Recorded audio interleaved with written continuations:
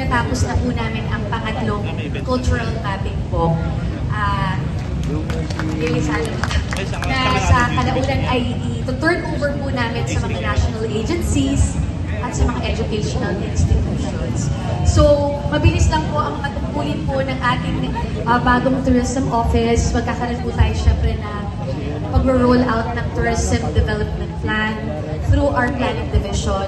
Susubukan din po natin hikayatin ang mas marami pa pong bisita at turista na bumisita sa ating lungsod, not only from the different parts of our country, pati rin po, siyempre yung mga turista from all over the world sa pamamagitan po ng ating visitor experience division. Nandiyan din po ang special events na siyang naglulunsad ng mga malilikhaing mga kaganapan sa sining, visual arts, performing arts. And of course, pinaka-importante po ang goal po, ang vision po ni Mayor Lani ay magkaroon po tayo ng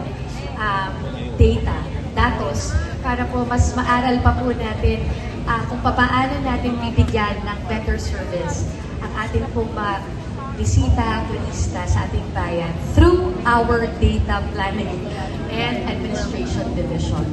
So, hindi ko lang pong nakalimutan ko pa po yung ibang mga tungkulin namin, pero dumami na rin po kasi.